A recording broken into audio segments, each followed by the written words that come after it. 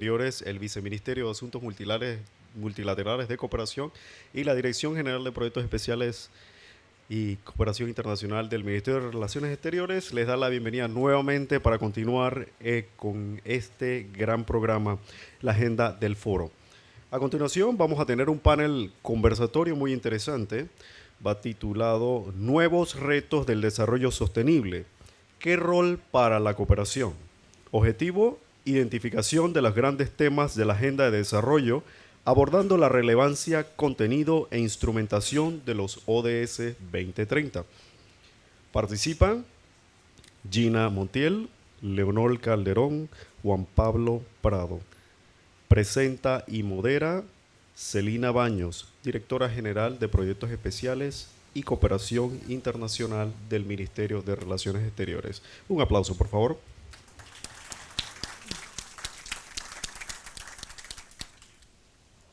Bueno, muy buenos días.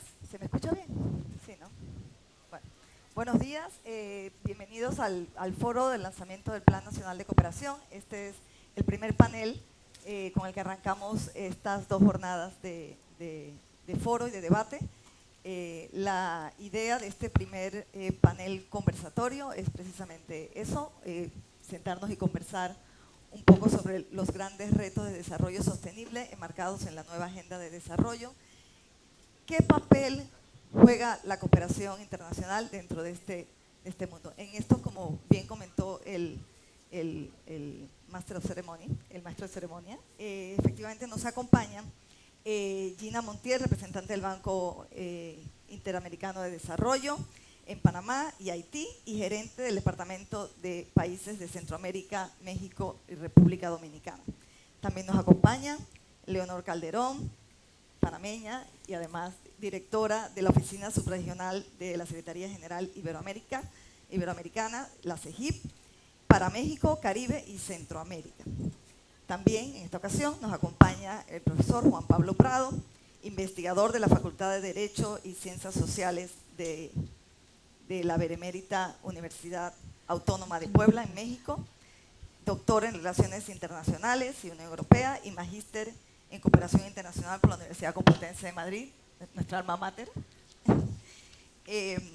Bueno, empezamos contigo, Juan Pablo, profesor, además investigador, con temas relevantes que tienen mucho que ver efectivamente con la ponencia de hoy. Y tengo entendido que tú estás haciendo algunas líneas de investigación que tienen que ver con la cooperación sur-sur y triangular, sobre el tema de la institucionalidad de la cooperación internacional y la agenda global. ¿Cómo se casa eso? Y sobre todo un tema muy clave que no se habla mucho, pero es la gobernanza de la misma. Correcto. ¿Podrías, por favor, hablarnos un poco sobre esto? Claro que sí, Celina, muchas gracias. Y señora ministra, viceministra, muchas gracias. Y agradezco al Gobierno de Panamá, al Ministerio, la amable invitación. Efectivamente, nos encontramos en un contexto internacional interesante, crítico, incierto. Por un lado, tenemos grandes procesos en torno a la globalización, en donde el liberalismo, la cooperación, la competencia regulada, el multilateralismo, los propios objetivos de desarrollo sostenible, digamos que envuelven al planeta y lo direccionan hacia espacios de convergencia. Por el otro lado tenemos procesos a favor del regionalismo, donde se promueven objetivos de desarrollo económicos, etcétera, más específicos, en donde la integración es la clave. Tenemos a organismos hemisféricos que promueven este tipo de propósitos, mecanismos regionales de colaboración, etcétera. Pero no solo eso, estamos también frente a procesos enmarcados por el proteccionismo, por el nacionalismo, por el aislacionismo, y en definitiva en un proceso y en un contexto difícil en donde varios países incluso han comunicado que van a reducir su cooperación internacional para el desarrollo, para el tema ambiental, etcétera. Incluso hay amenazas de guerras, de conflictos de nueva cuenta. Bueno, en este tercer contexto tenemos, por ejemplo, el Brexit, tenemos en la OEA el Vexit, ¿no? Con el tema, el asunto venezolano, el Tratado de Libre Comercio. Y sumado a esto tenemos enormes retos por parte de los países en desarrollo, como Panamá, como México, por supuesto, en donde pues el tema de la pobreza, la inequidad, instituciones débiles, digamos que también nos anclan y nos posicionan en este escenario complejo en donde existe la globalización, como señalé, el regionalismo, el proteccionismo, los propios retos de los países en desarrollo, y además tenemos de frente la Agenda 2030 de Desarrollo Sostenible, como bien se señaló, que es el ejercicio de gobernanza global más importante, más ambicioso, que establece propósitos planetarios en materia de desarrollo y los medios para promoverlos y para implementarlos. Bueno, pues frente a este escenario tan complejo, tan difícil, Celina, la cooperación internacional no puede mantenerse igual, tiene que renovarse, tiene que fortalecerse y en ese sentido alinearse justamente a la Agenda 2030 de Desarrollo y a este entorno internacional particularmente difícil. ¿Cómo renovar a la cooperación internacional a nivel global, regional y nacional? Pues en primer lugar, y es lo que yo veo aquí en Panamá, con base en una renovada voluntad política para hacerlo. No es nada más cuestión de buenas intenciones, sino una voluntad política explícita y evidente que se traduzca en una renovación institucional de las instancias gubernamentales que instrumentan, que direccionan, que promueven, que incentivan la cooperación internacional y no como una actividad coyuntural de gobierno, como se señaló aquí, sino como una política pública que trascienda a gobiernos y que esté alineada efectivamente en este caso, a la Agenda 2030, lo cual, siendo sensato y como académico, no es una experiencia común. Buena parte de los países latinoamericanos estamos en un proceso de renovación de la institucionalidad de la cooperación a nivel nacional, pero con marcos temporales muy específicos, supeditados a la coyuntura gubernamental. Y en este caso, y es lo que veo en Panamá con mucho agrado, es que el referente es la Agenda 2030 de Desarrollo Sostenible. Y eso en automático posiciona a Panamá como un referente y un ejemplo en muchos sentidos. ¿Por qué es importante reformar, fortalecer la institucionalidad de la cooperación? Pues para que esta actividad promueva al menos 3 o 4 objetivos fundamentales. Uno, efectivamente, fungir como un instrumento de política exterior, 100% necesario, 100% válido, como un instrumento de desarrollo nacional y a favor de terceros países, como un mecanismo que construya la Agenda Global 2030, es decir, que no solamente se alinee y se supedite, sino que la construya de manera proactiva, y todo esto a la luz justamente del punto más álgido y fundamental de la cooperación misma, que es satisfacer necesidades de las personas, como se señaló previamente. No es una tarea fácil renovar la institucionalidad de la cooperación en los países por varias razones, por inercias, por falta de recursos, etcétera, pero si se tiene la voluntad política para hacerlo, pues tenemos un escenario importantísimo en ese sentido. ¿Cómo conseguirlo? No hay una estrategia definida a nivel global para renovar la institucionalidad de la cooperación. Hay muchas maneras. Cada país de manera soberana decide por sí mismo cómo hacerlo. Y en este sentido, pues Panamá da un paso adelante a través de su plan, ¿cierto? Como ya se señaló aquí. El fin último, en definitiva, es homologar procesos, es, digamos, aglutinar a todos los actores públicos, privados, mixtos de determinado país para justamente adaptar y homologar lo que se hace a favor de propósitos del desarrollo enmarcados en la Agenda 2030 y por supuesto a la luz de los planes nacionales de desarrollo.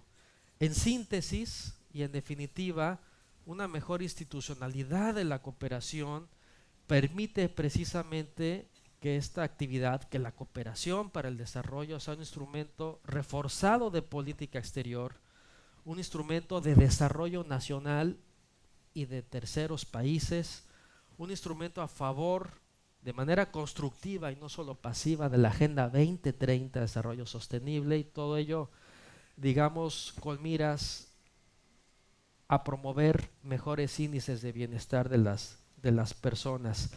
Y todo esto es posible efectivamente si existe la voluntad política para renovar el andamiaje institucional y un plan de cooperación como el que hoy nos convoca precisamente sienta las bases en ese sentido. De ahí que yo celebro y me parece muy interesante esta experiencia panameña, que desde México pues estaremos muy atentos, y yo en lo personal desde la perspectiva académica también darle seguimiento. Muchas gracias, Juan Pablo. Efectivamente, el reto global y regional es la institucionalidad de este instrumento, ¿verdad? Instrumento de cooperación. De allí pasamos a nuestra siguiente panelista, que tiene más de 30 años de estar en la agenda de desarrollo, con sus diferentes vertientes, con especialidad en el desarrollo social, ¿verdad? Ella es Leonor Calderón, panameña, RI, con diferentes carteras de importancia en Panamá, incluso en esta casa.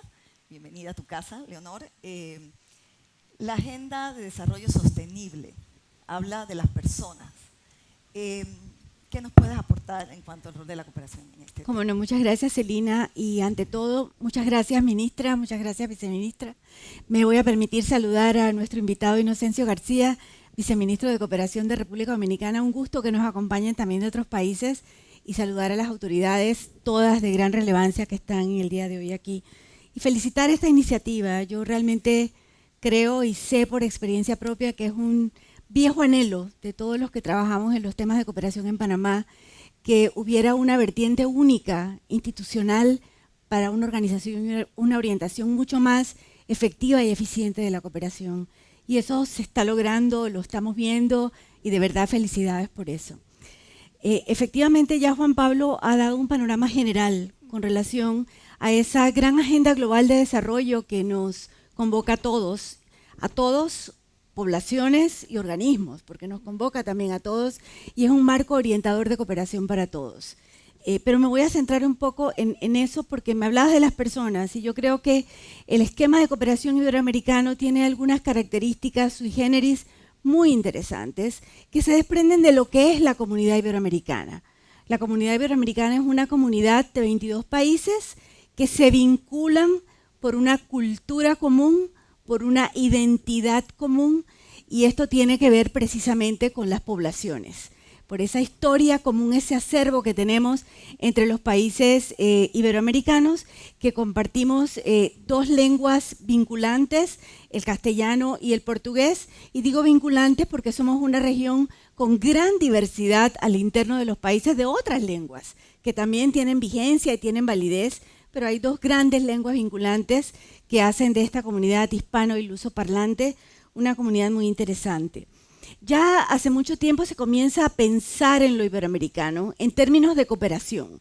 Ya por allá el 49 se forma la Organización de Educación y Cultura para Iberoamérica, la OEI, que realmente es nuestro hermano muy mayor, el más mayor de todos, igual que la Organización Iberoamericana de Seguridad Social, que vienen de la misma fecha, y se forma en torno a la cooperación, a ver cómo se coopera en este ámbito.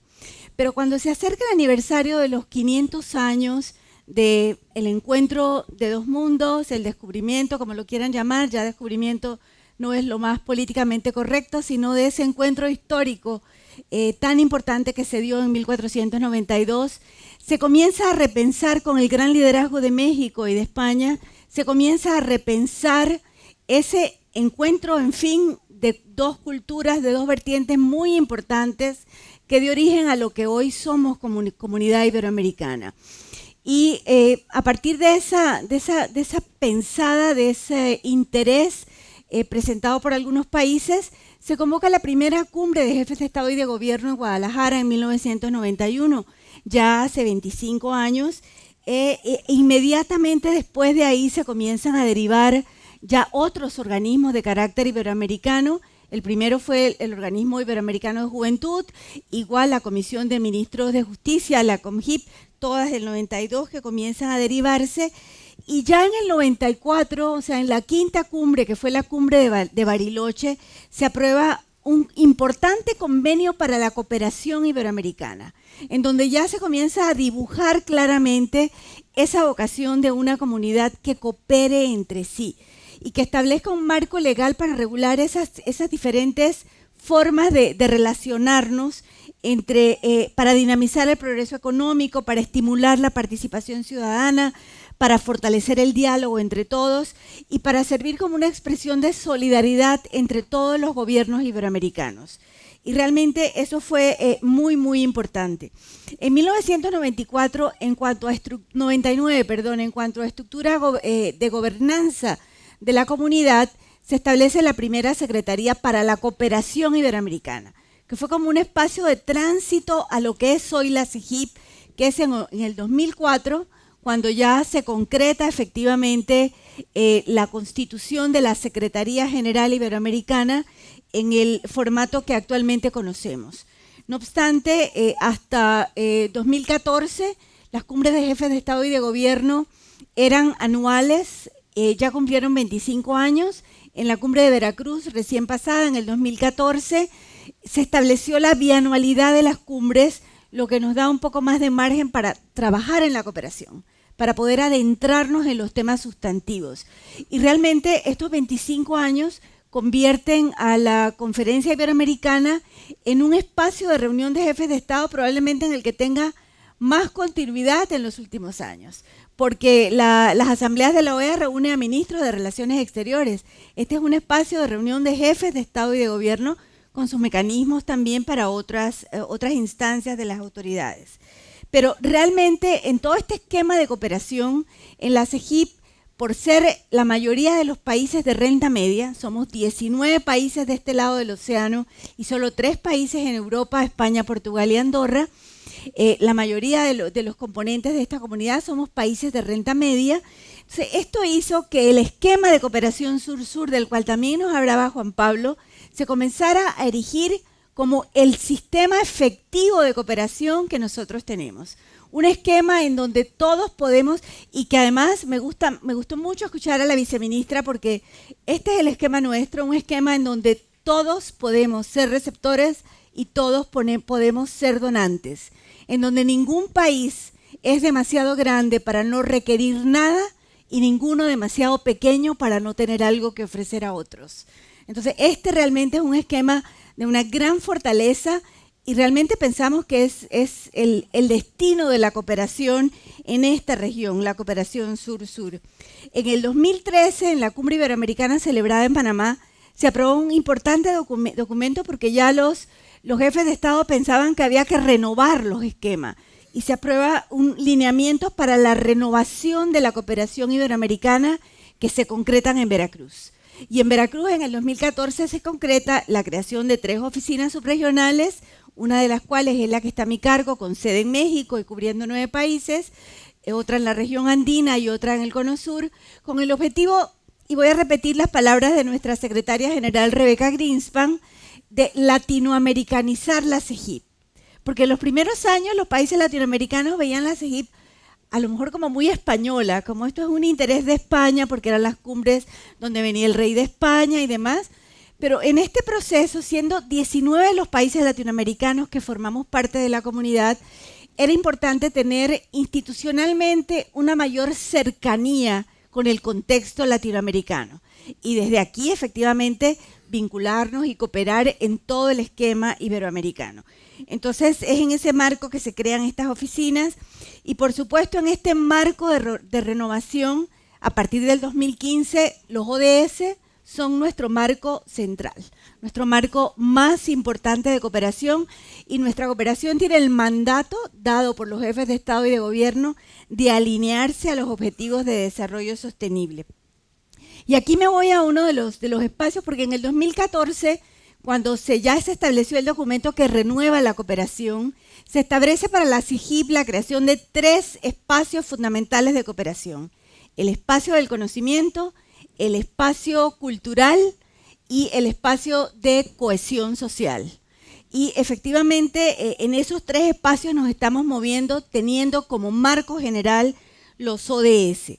Y en la Agenda 2030 para el Desarrollo Sostenible se establecen algunas esferas de importancia crítica sobre las cuales se debe trabajar todo el esquema. Y esas esferas que establece el documento de los ODS son las personas, el planeta, la prosperidad, la paz y las alianzas. En este contexto y con un documento que nos habla de estos elementos, ¿podemos prescindir de la cultura? Y ahí voy un poco al tema en donde yo quiero hacer énfasis. La importancia de la cultura en la comunidad en donde nosotros nos estamos moviendo y cómo nos ha costado tanto, porque los que tenemos un camino recorrido en esto sabemos lo mucho que nos ha costado que se entienda la vinculación de la cultura con el desarrollo y cómo la cultura está inmersa, no como algo accesorio, sino como algo central en el desarrollo. Y a pesar de esa gran diversidad cultural, que es producto de la integración de esas culturas originarias, diversas entre sí, y de las muchas y muy diversos grupos que posteriormente fueron llegando a nuestro territorio, la Carta Cultural Iberoamericana nos dice que Iberoamérica se manifiesta ante el mundo como un sistema cultural integrado, caracterizado por una unidad, una dinámica entre unidad y diferencia. Y yo creo que Panamá es un claro ejemplo de eso. Panamá es un país que tiene una unicidad, pero que tiene a su interno una diversidad poco común en un país de este tamaño. La diversidad de culturas presentes en nuestro país, el hecho de ser una comunidad históricamente de tránsito, donde han confluido poblaciones en diversos momentos de diverso tipo, y sin embargo aún nos sigue pareciendo extraño, también en nuestro medio a nivel global, vincular desarrollo con cultura. Y sin embargo esto no es nuevo, o sea, se viene mencionando en muchísimos documentos internacionales, desde la Declaración Universal de los Derechos Humanos en el 48, el Pacto Internacional de los Derechos Económicos, Sociales y Culturales, y otros muchos más ya comienzan a hacer vinculación entre desarrollo y cultura. Yo, si quieres, me quedo aquí en esta ronda, porque voy a seguir abundando sobre la importancia de interpretar y fortalecer la cooperación en el marco cultural como un eje central para el desarrollo. Gracias, Leonor. Efectivamente, no me da pie con el impulso de la cultura como hilo conductor del desarrollo sostenible y la relevancia que tienen las alianzas con los actores, con todos los actores para hacer esto posible. Me da pie a pasar a nuestra última panelista, economista Gina Montiel, además con más de 15 años de experiencia en temas de desarrollo en general, del Banco del BID, ¿verdad? Y sobre todo porque ella lleva hoy casi que dos sombreros, un sombrero de representante de Panamá, aquí, del BID en Panamá, y también el representante con la región, ¿verdad? Con Haití y República Dominicana. Llevo dos sombreros, pero aquí tengo el corazón. Entonces ya. Y además latinoamericana de corazón, efectivamente. Gina, coméntanos, obviamente desde tu perspectiva regional, la importancia obviamente de los procesos que ha mencionado Leonor, de la importancia de los procesos también de integración, la regionalización y los retos que mantiene la agenda de desarrollo, pero cuál sería el papel obviamente de la cooperación desde tu perspectiva. Bueno, yo quisiera comenzar felicitando a la ministra de Relaciones Exteriores y a su equipo por tomar el liderazgo en esta agenda y construirla como una autopista de doble vía, porque no solamente la constituyen una plataforma de comunicación y de gestión al exterior, sino que con ese liderazgo y ese conocimiento que tienen de estos objetivos y de esta estrategia, cómo la transmite y la internaliza en lo que es la Agenda de Desarrollo de Panamá. Un elemento esencial para poder avanzar en un tema tan complejo como este y tan multisectorial. Uno se plantea esto en este momento y dice, bueno, 2030, y uno se plantea, 13 años se pasan rápido. Piensen cada una de ustedes, mirando hacia atrás, mirando al hijo en kinder, los 13 años se les pasaron volando hasta que llegaron a secundaria con toda la agenda que tenemos. Ahora, el posicionamiento de Panamá en este momento y en la parte del diálogo le genera mucho que aportar en esta agenda y cómo está concebida esta agenda de desarrollo. Porque el último eje que tenemos, que es la parte de las alianzas, es un tema esencial dentro del movimiento de esta nueva concepción de desarrollo sostenible. Y es aquí donde Panamá tiene mucho que aportar en términos del diseño de la arquitectura financiera de esta nueva iniciativa, en la cual en este contexto ya descrito, donde se genera un entorno con tantas asimetrías y con tantos movimientos desde el punto de vista financiero y con las agendas de transparencia, de alguna forma la participación activa de Panamá en todos estos fondos le va a dar y va a ayudar a América Latina a delinear un poco lo que es esta arquitectura que le permita reducir parte de esta heterogeneidad y estas asimetrías en cómo se regulan los flujos financieros, cómo se fija la parte de tasas de interés y cómo se establecen todas estas reglas de transparencia que están afectando a todos los sistemas financieros y la parte tributaria, que son dos anclas esenciales en la nueva conceptualización de desarrollo y de crecimiento que nos estamos planteando.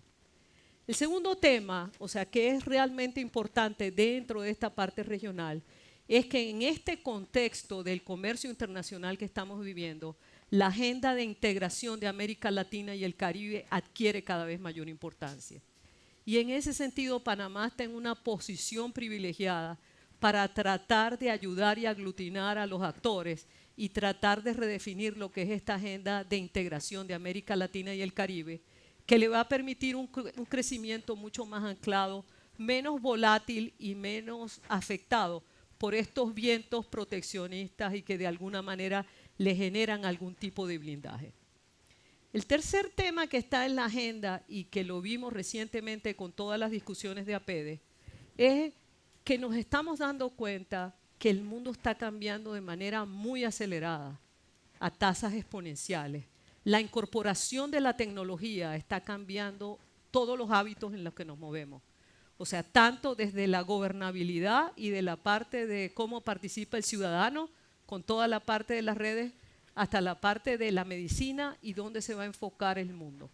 Antes de venir para acá, traté de googlear cómo se veía el mundo en el 2030. Y los invito a que hagan esa reflexión, o sea, de distintos ángulos. Y realmente los saltos que se están esperando en las distintas esferas de actuación van a cambiar no solamente la parte productiva, sino la parte como interactuamos socialmente. Y en ese sentido, las instituciones que tiene Panamá y el posicionamiento que tiene como instituciones de investigación y toda la parte de la introducción de la agenda tecnológica, le genera una plataforma importante de intercambio y de interacción para tratar de ver cómo incorporamos esas tecnologías de mejor manera y se reducen brechas en temas súper importantes como son las deficiencias que tenemos en toda la región de todos los problemas de coordinación y de gerencia. O sea, la informatización de la mayor parte de los sistemas que tenemos, de educación, de salud y la parte de conectividad, nos van a permitir llegar a un menor costo a tratar de apoyar todos los otros indicadores que están en la primera fila y que tiene que ver con todos los temas sociales. Y en ese sentido, Panamá puede jugar de manera regional, conjuntamente con los otros actores, un papel muy importante.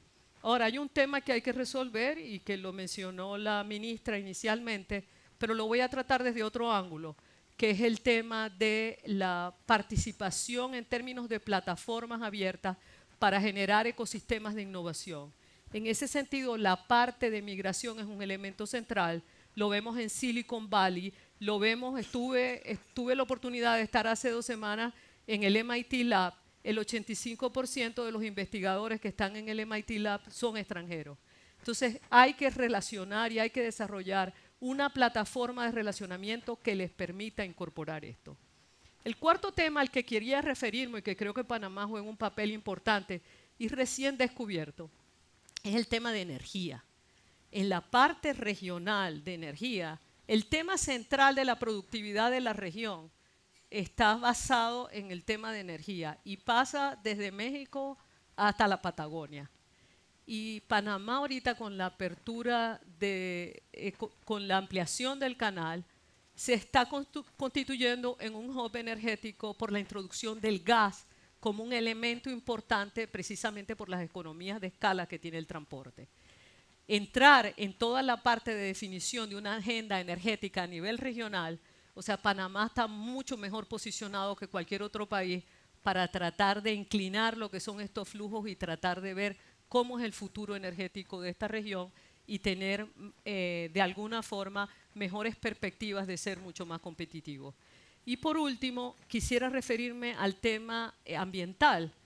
En esta nueva ronda de indicadores que es más allá que una sopa de letras, porque cómo pasamos de los OMS a los ODS, el tema que tenemos y la parte importante de esta agenda es las perspectivas de más mediano y largo plazo.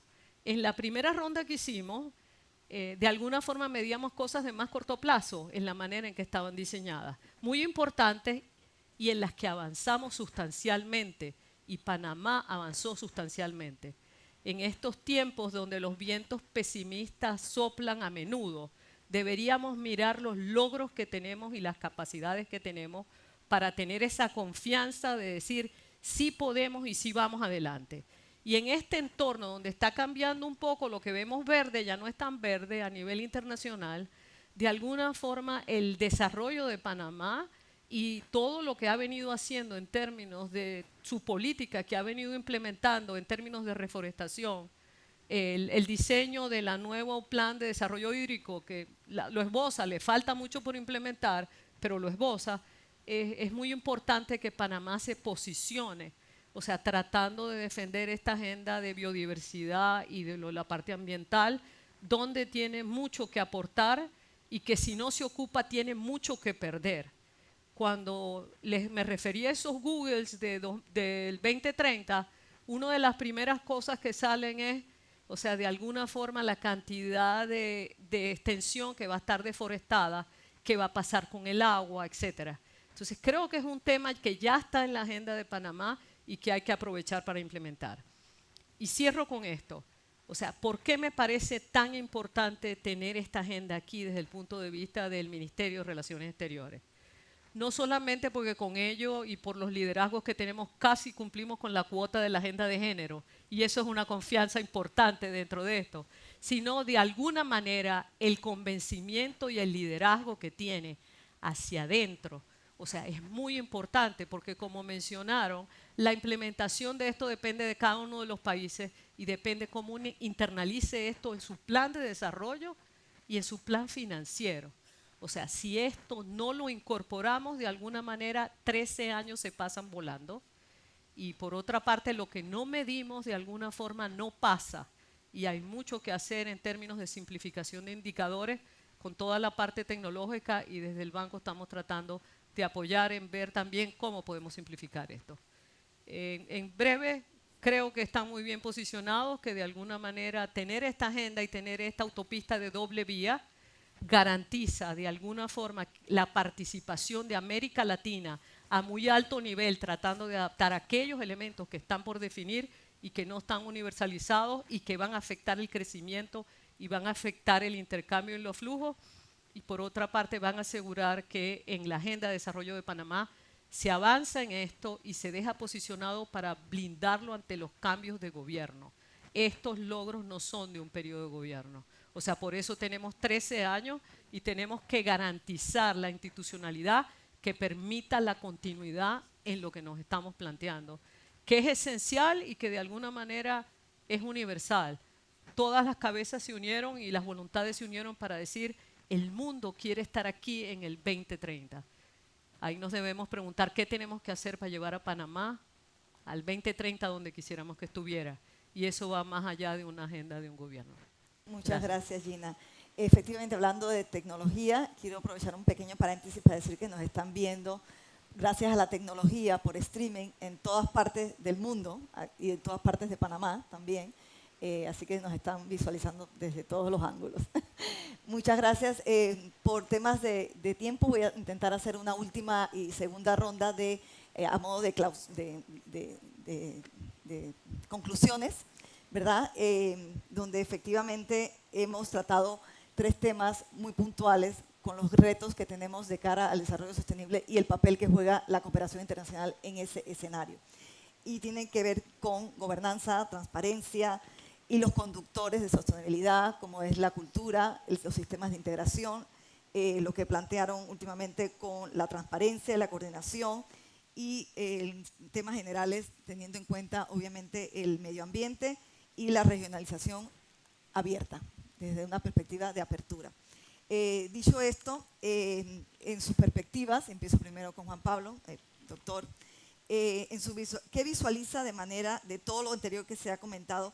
¿Cuáles serían los grandes retos y grandes desafíos que quisiera dejar en la mesa planteados aquí de cara al segundo panel que habla básicamente ahí aterrizando en Panamá? ¿Qué desafíos nos deja a nivel global para que luego el panel que sigue pueda aterrizarlo más al país? Bien, pues retos. El reto inicial es el contexto internacional complejo, adverso, de incertidumbre, por un lado, pero por otro de propósitos tangibles, verificables, a través de la Agenda 2030. Frente a este contexto difícil, dinámico, los países en desarrollo y muchos países desarrollados incluso se encuentran en un proceso de renovación de su capacidad, de su andamiaje institucional para hacer una mejor cooperación. No solo recibirla, sino en efecto ofrecerla con miras a promover propósitos globales, regionales, nacionales. Y ese en sí mismo es un reto enorme.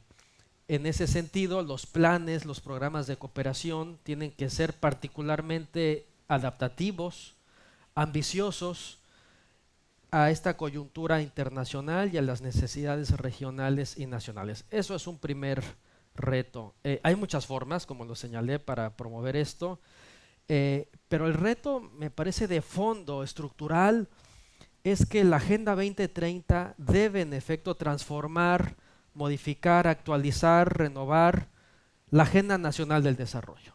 Y es lo que veo en Panamá.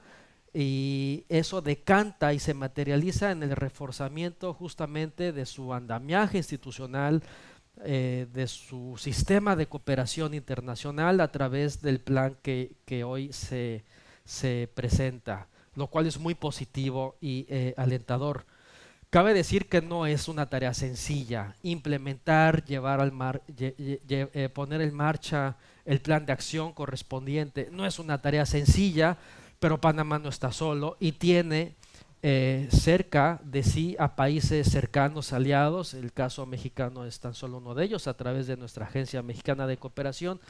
Países amigos que tienen también su propia trayectoria, con sus coincidencias y diferencias a favor de una mejor estructura de su plataforma de cooperación, y en ese sentido Panamá pues se incluye a una lista de países que intentan, como el mío y muchos otros, Chile por supuesto, etcétera, ir de la mano a favor de la Agenda 2030.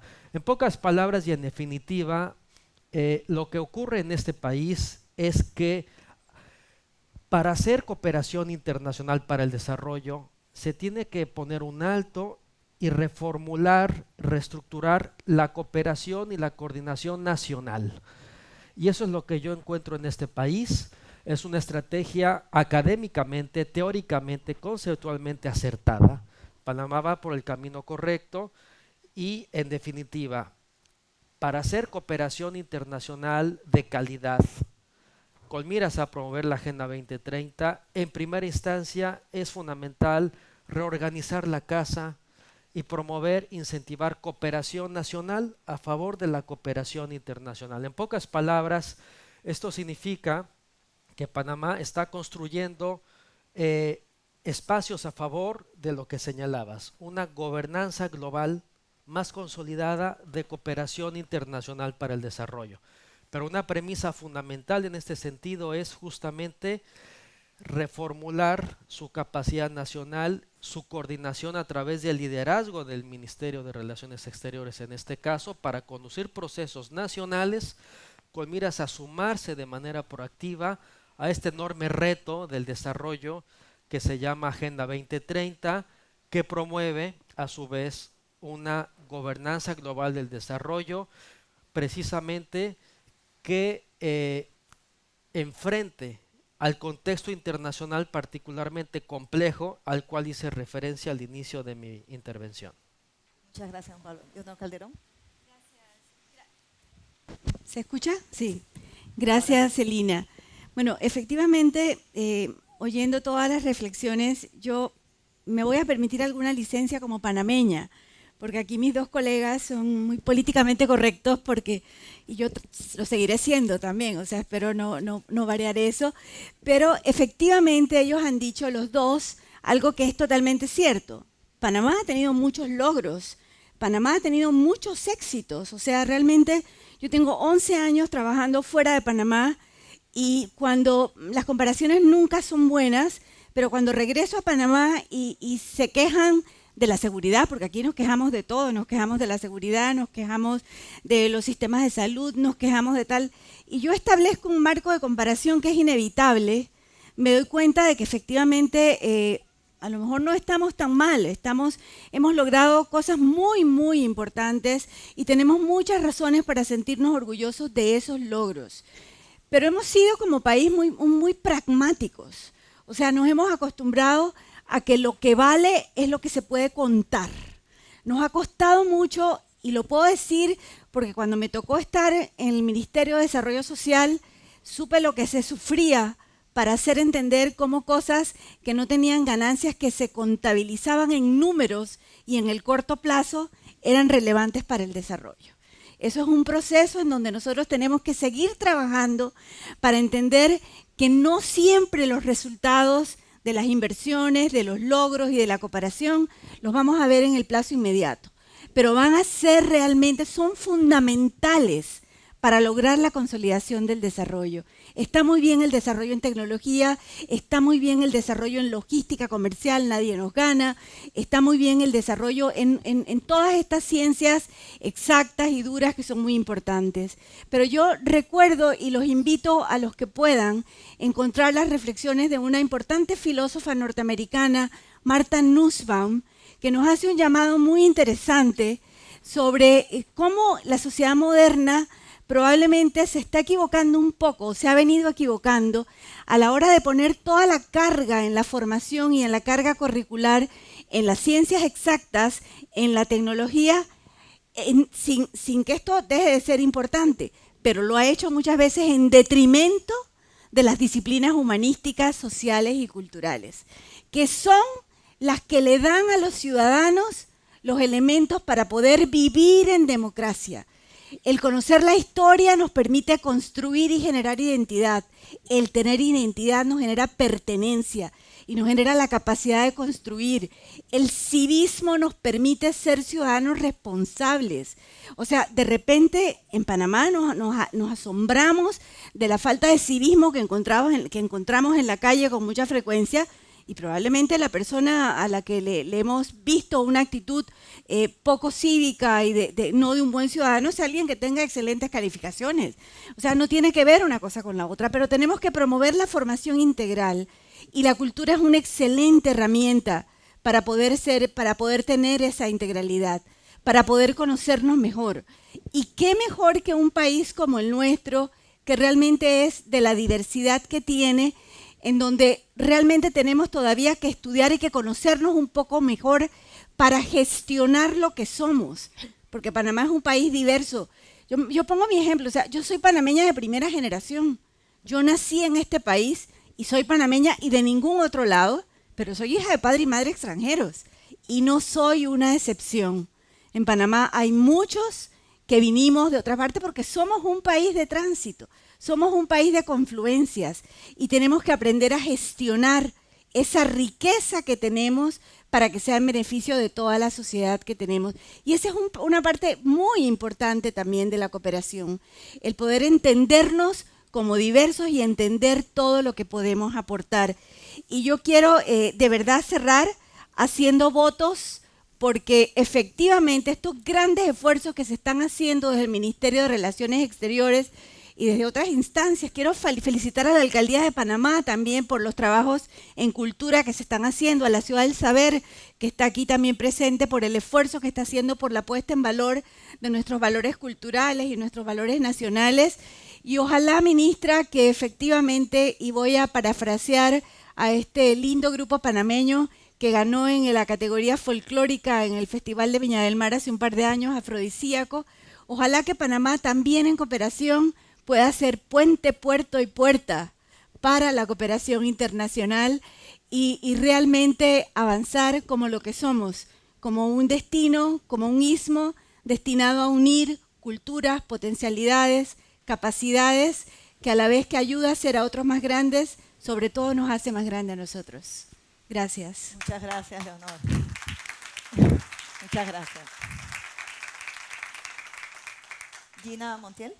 Después de que habló Leonor, yo no sé si yo tengo algo que decir o si presta la licencia, una de las dos cosas, pero o cantar, pintarse la cara color de naranja ya en esta cosa, pero o sea, yo quisiera hacer una más o menos en la misma tónica de Leonor, pero quisiera comentar que el riesgo fundamental que tenemos es cómo comunicar esto y cómo hacer a todos parte de esto.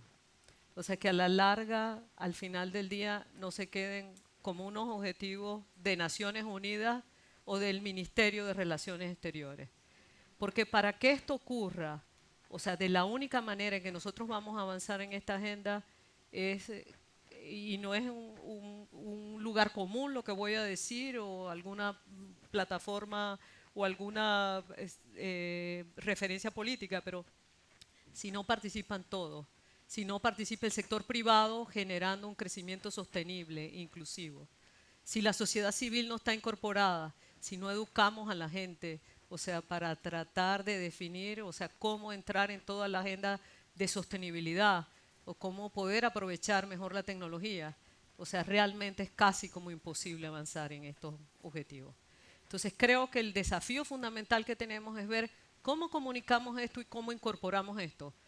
La mayor parte de la gente que ve la estrategia de comunicación que tenemos en el banco me dicen que el problema es que soy muy vieja y que la marca del vida a lo mejor puede ser aburrida para los millennials, pero creo que tenemos que hacer, dentro de lo que tenemos aquí y dentro de lo que está, creo que tenemos que hacer un esfuerzo participativo, de otra manera esto no va a lograrse. Y la segunda reflexión que quisiera hacerla es la palomita de la paz que está aquí en el objetivo 16. O sea, dentro de los procesos democráticos tan abiertos y participativos y de diálogo muy sanos, o sea, al final del día, dependiendo de cómo se conduzca el diálogo y cómo se generan los consensos, de alguna forma el sistema democrático puede resultar afectado y puede generarse desconfianza. O sea, de alguna manera deberíamos tratar de apoyar y conducir un diálogo más productivo para el logro de consensos en torno a esos objetivos. Y creo que eso es muy importante porque al final del día, sin paz, justicia e instituciones sólidas, va a ser muy difícil avanzar en lograr el eje de lo que es esto, que es el hombre, el bienestar, la parte participativa, la apertura a oportunidades. Y creo que es muy importante tratar de invertir en esa institucionalidad en el sentido amplio, o sea, donde Panamá juega un papel no solamente a nivel nacional, en el contexto que vive, sino a nivel internacional. Muchas gracias, Gina. Me da muchísima pena despedir el panel. Nos podríamos quedar muchas horas debatiendo sobre este tema. Me quedo solo con las dimensiones donde hay que alinear varios esfuerzos, no solamente en lo social, sino en lo económico, en lo ambiental, intentar buscar el equilibrio entre esas tres dimensiones. Por un lado, la inclusión de actores es clave en el éxito del desarrollo y, por supuesto, comunicar todo esto es el reto que tenemos por delante. Panamá se sume al avance de la región y esa es la puesta en marcha que empezamos hoy. Muchas gracias y solo me resta decirles que muchas gracias. Vale. Un fuerte aplauso.